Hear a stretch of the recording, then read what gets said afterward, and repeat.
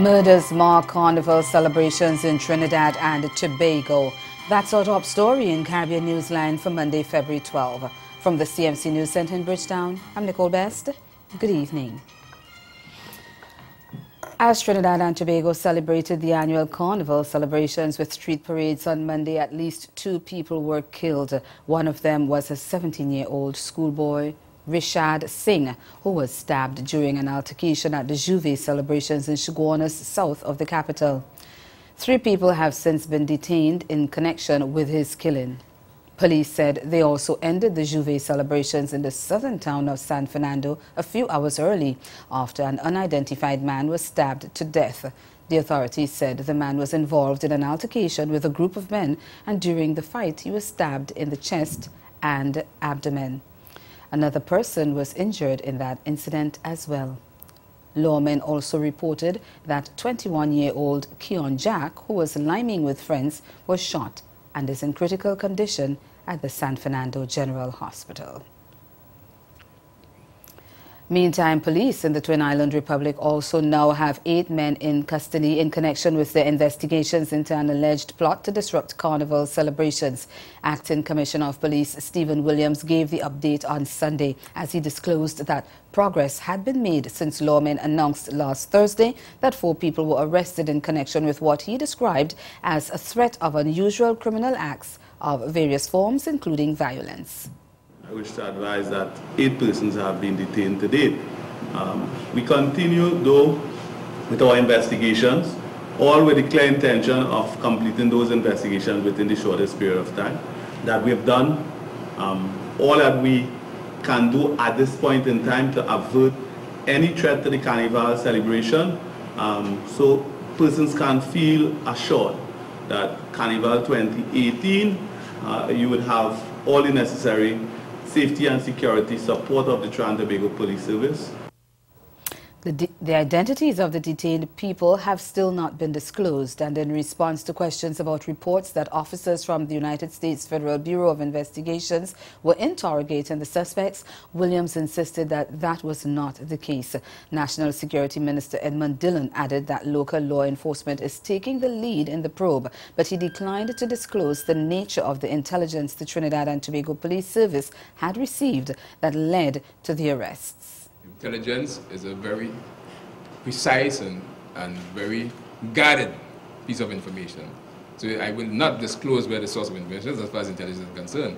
It will, of course, will not lead to the kind of operations or the continuing support that we require. So that I can say to you that this operation is a Trinidad and Tobago Police Service-led operation. And we also, when utilizing intelligence gathered within our own intelligence community, to lead that operation. Over in Jamaica, the parish of St. James, which is under a state of public emergency, is seeing a dramatic decrease in murders. The latest police statistics show a 50% reduction in the number of killings between January 1st and February 10th in the Western Parish, which had the highest number of murders in 2017. 12 murders have been recorded in St. James compared to 24 for the same period last year. But while the number of murders in St. James has dropped significantly, all other parishes and areas of focus have seen increases, especially in Trelawney, where killings have gone up 400%. Trelawney, which neighbors St. James, recorded 5 murders for the review period, compared to just 1 in the corresponding period last year. The other communities under observation are Kingston East, St. Andrew South, and St. Thomas. The International Monetary Fund says the Caribbean's economic growth is being hampered by crime and high unemployment.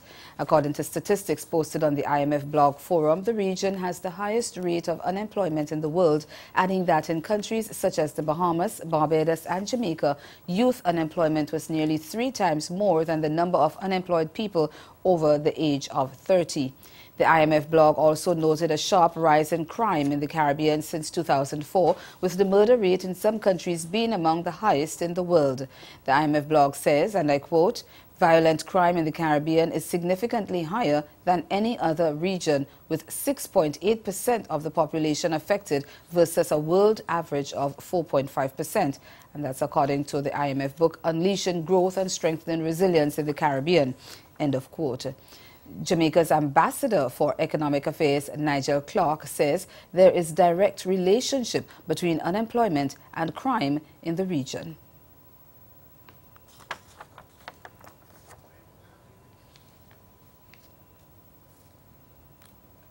Impunity has a direct impact on crime. People who are not gainfully employed need to find some means of gaining an income. University Professor Anthony Clayton and Director of the Violence Prevention Alliance in Jamaica, Elizabeth Ward, also agree that the upsurge in violence in the region is directly related to the increase in unemployment among youth. One of the reasons why we have such high levels of crime is we have very large numbers of disaffected youth. So if we can control the crime, we're going to be able to allow for that economic growth. The IMF blog also stated that approximately 40% of the Caribbean population identifies crime and security-related issues as the biggest problem facing their countries, even more than poverty or inequality. Ward believes the sustainable solution to the crime problem is to invest more in social programs rather than crime-fighting programs and early identification of at-risk youth and the development of programs to assist them. Barbados' Prime Minister Frondell Stewart has dismissed claims that his administration is moving to make Barbados a police state, and he has challenged those opposed to the newly amended Police Act to test the legislation in the courts. Speaking at a political rally of his ruling Democratic Labour Party on Sunday night, Stewart said those opposed to the measure were engaging in political grandstanding. Among the contentious areas of the bill is the provision for power to be given to the Attorney General and the Commissioner of Police to impose a 2-day curfew for the safety of citizens in any area of the country if there is intelligence or information to suggest that criminal activities are taking place or intended to take place there. But a fiery Stewart told supporters that if people were honest with themselves, they would admit that some communities in Barbados were already under curfew. But under curfew, not because of anything the police have done, but what the criminal element has done. One lady called me one night, told me she was on her way home, and it began to rain, and she stopped to shelter in somebody's veranda. And while she was there, the rain pouring, she heard this volley of gunshots going off all around her. She had to take off her shoes instead and run through the rain to try and get home. Following day, she got up and she trying to find out what was that really happened. This volley of gunshots, well into the night, was in celebration of a local hero's birthday. But in communities across Barbados, that criminal element with firearms have been keeping people off the streets at night and beyond a certain time of day. Do we prefer them to do it, protecting their own criminal enterprise? Or do we want it done by the Royal Barbados Police Force lawfully, in accordance with the law, for the protection of all of us? That's the choice. Social activist and attorney-at-law David Commijon has been leading the opposition to the legislation, saying it is not constitutional and threatening to challenge it in court. Prime Minister Stewart says anyone opposed to the legislation is free to go that route. If you prefer curfews done by the criminal gun-toting element, that's a choice you can make. But they're doing it for their own perverse criminal purposes. When the police do it in accordance with the law, they're doing it for the protection of all of us. And that's the choice. That is the choice. But you get all this talk about this thing unconstitutional and all that. Well, as I said, if anybody feels that the law is unconstitutional, go file an application before the court and ask the court to pronounce on it. We believe in the rule of law. One of the region's longest-serving prime ministers is quitting politics. We'll tell you who that is after the break. Stay with us. Come and experience fun, meet amazing people, and enjoy fantastic food at the 22nd Annual St. Kitts Music Festival. 5 days of festivities from June 27th to July 1st of 2018, with main stage performances from the 28th to the 30th. Here's the first wave of confirmed acts. The legendary Patti LaBelle, Queen of Dancehall, Spice, Miss Lauryn Hill. Many more acts to be announced. Book now and save the date. For more information, log on to stkidsmusicfestival.net. The St. Kitts Music Festival, an experience like no other.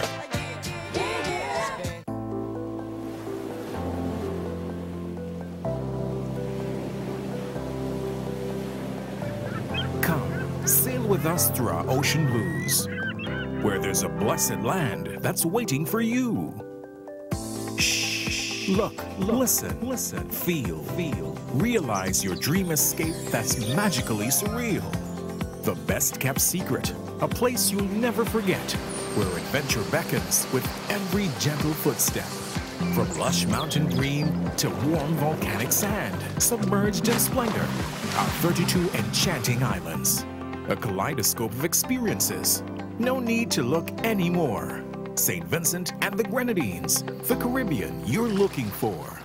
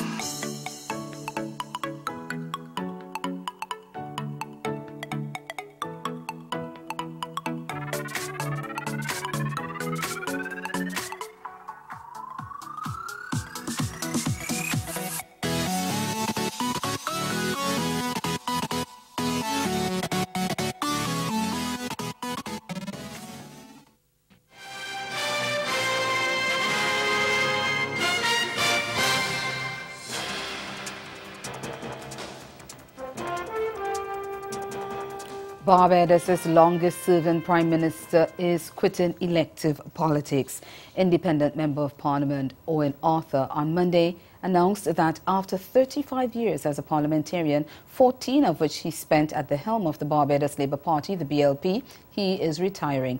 And he said his contribution to the ongoing debate in Parliament on the 2018-2019 estimates of revenue and expenditure would be his last speech in those chambers. Arthur, who led the BLP between 1994 and 2008, resigned from the party in July 2014, saying the party was losing its soul. Meanwhile, Finance Minister Chris Sinclair presented to Parliament what he called the Barbados Plan and said it would turn the economy around. The Frundell-Stewart administration says it's committed to the full implementation of the plan that it said had the blessing of the social partners. The plan that all of us sincerely believe as social partners is the plan that will guide Barbados through the final stages of fiscal consolidation, debt reduction and management, social development reform, and most of all, renewed and more vigorous economic growth for the future. I say, Mr. Speaker, sir, without fear of contradiction, there is no other more comprehensive and targeted economic and social reform plan which has or will receive as broad a participation in and endorsement of the social partners as this plan. And today, your government commits itself to the full implementation of the Barbados Plan in a timely fashion and surely calls on all Barbadians to lend their support to this historic plan that the social partners have produced. The Finance Minister says despite the current challenges, the local economy has grown over the last 3 years. Provisional data from the Accountant General for the period April 1st, 2017 to December 31st, 2017 show that government collected revenue, current revenue, of $1,916.5 million, an increase of $202.7 million, or 11.8% more than the current revenue for the same period in fiscal 2016-2017. It is projected that $312.6 million and $246.6 million, along with $524.1 million, will be collected for the period January 2017, February 2017, and March 2017, respectively, to yield revised revenue of $2,999.8 million. And this will be $61.6 million more than what we had originally projected. Regional airline Liat says it remains committed to serving the people of the Caribbean region. Chief Executive Officer of the airline, Julie Reefer-Jones, gave the assurance in a statement issued on Monday in a review of the airline's 2017 performance. The statement said that despite major challenges posed by the hurricanes Irma and Maria last September, the airline was able to improve its on-time performance, up from 49% in 2016 to 68% in 2017. The statement added that last month the on-time performance was further increased up to 81%, and the airline was continuing to work to get it to 85%, which is the industry standard. Reefer-Jones acknowledged that the airline needed to do much work in the area of customer service and communication with passengers in times of delay, but added that a customer service program was ongoing. Following last September's Category 5 hurricane, Liat had to drop a number of flights, especially to and from destinations that were badly affected. Reefer-Jones said the airline is working to restore the number of flights to pre-hurricane levels in those territories. Oxfam's Deputy Chief Executive has resigned over allegations that some of the charity's workers had engaged in paid sex while on a mission to help people affected by the earthquake in Haiti in 2010.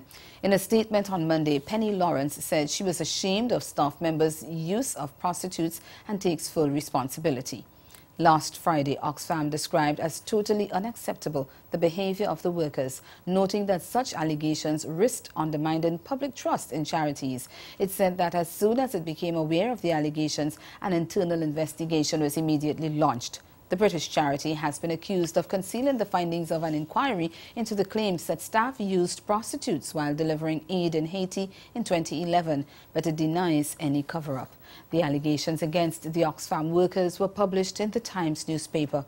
Oxfam said allegations that underage girls may have been involved were not proven, but it acknowledged that 4 staffers were dismissed as a result of the investigation and 3 others had tendered their resignation before the probe had ended. 2 earthquakes rattled Trinidad and Tobago just hours apart on Sunday night. The Seismic Research Center of the University of the West Indies reported that the first quake, which had a magnitude of 4.6, occurred at 7:35 p.m. about 91 kilometers southwest of the capital, Port of Spain, 81 kilometers west of San Fernando, and 112 kilometers southwest of Arima. The second quake was felt less than 3 hours later. It had a magnitude of 4.4 and was located 72 kilometers north of the Tobago capital, Scarborough, 146 kilometers northeast of Arima, and 118 kilometers east-southeast of St. George's, Grenada. There were no reports of injury or destruction as a result of either tremors. And ahead in Newsline Sport, West Indies to play their first T20 International in Houston later this year. We'll be right back. Stay with us.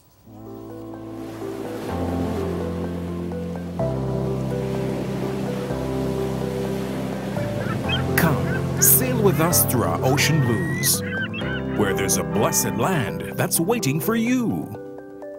Shh, look, listen, feel, realize your dream escape that's magically surreal. The best kept secret, a place you'll never forget, where adventure beckons with every gentle footstep. From lush mountain green to warm volcanic sand, submerged in splendor, our 32 enchanting islands. A kaleidoscope of experiences. No need to look anymore. St. Vincent and the Grenadines, the Caribbean you're looking for. Come Come and experience fun, meet amazing people, and enjoy fantastic food at the 22nd Annual St. Kitts Music Festival. 5 days of festivities from June 27th to July 1st of 2018, with main stage performances from the 28th to the 30th. Here's the first wave of confirmed acts. The legendary Patti LaBelle, Queen of Dancehall, Spice, Miss Lauryn Hill. Many more acts to be announced. Book now and save the date. For more information, log on to StKittsMusicFestival.net. The St. Kitts Music Festival, an experience like no other.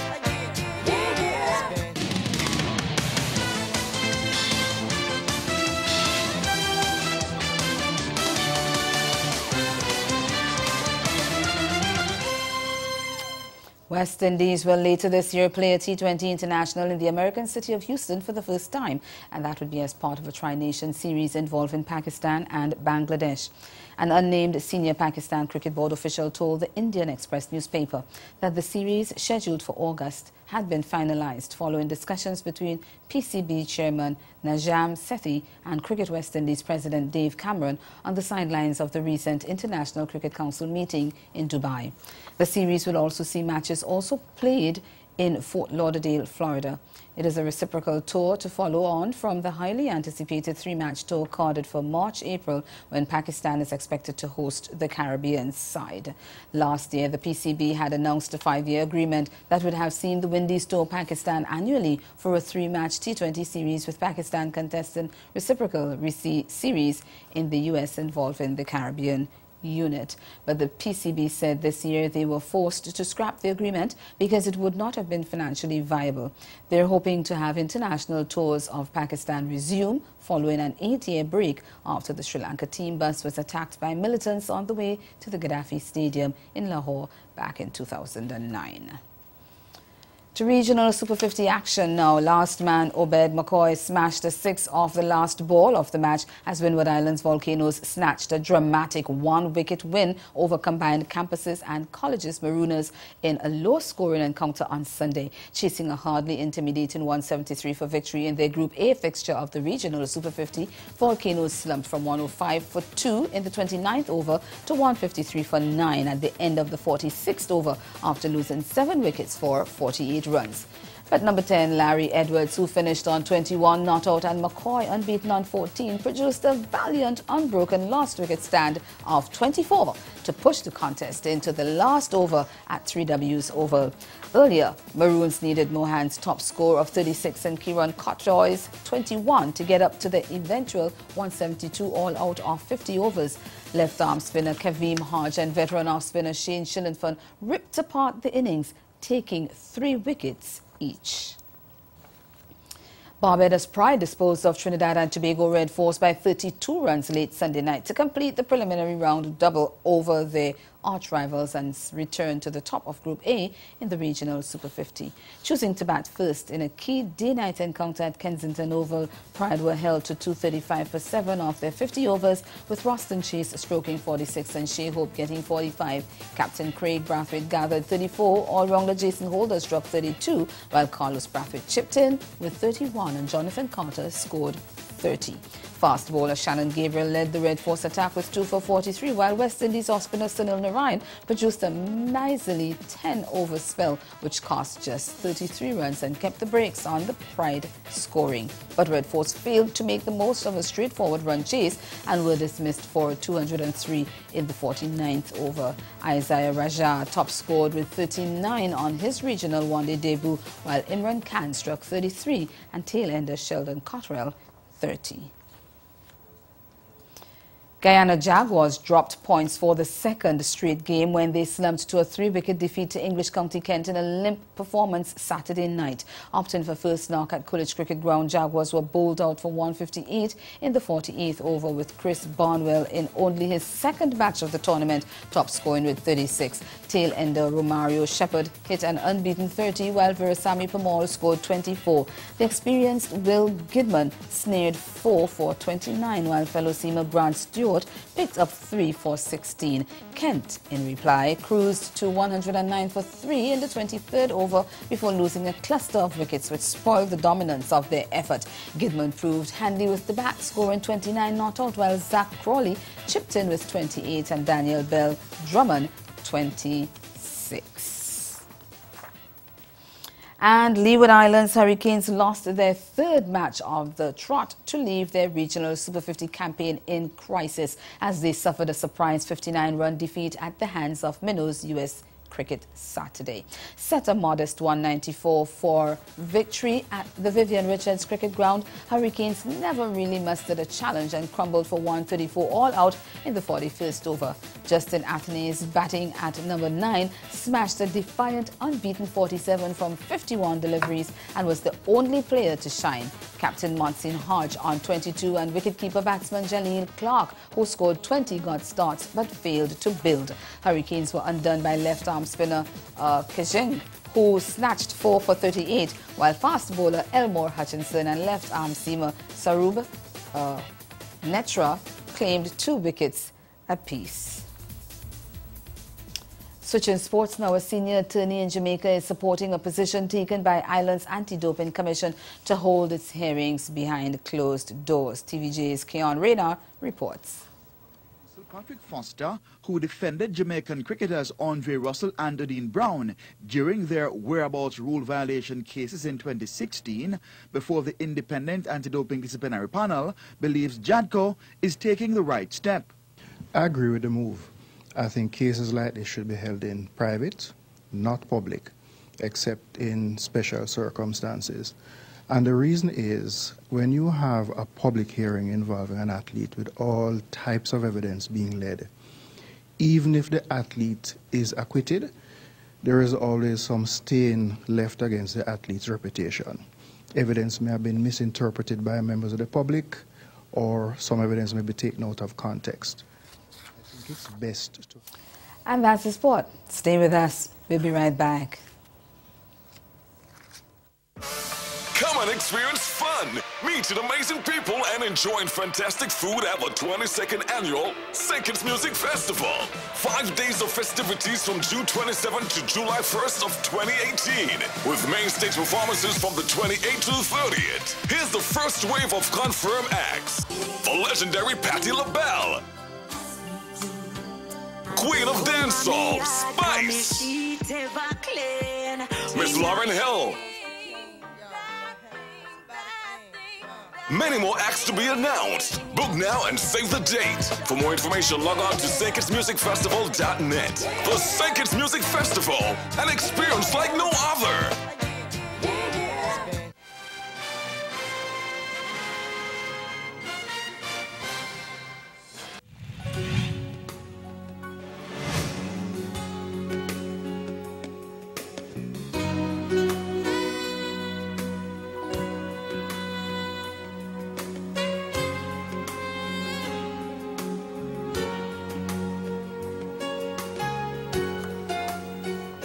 Again, the major developments of this day: 2 murders during Juve celebrations, Mars, Trinidad and Tobago's Carnival. And in sport, West Indies to play a T20 international in Houston for the first time as part of a Tri-Nation series involving Pakistan and Bangladesh.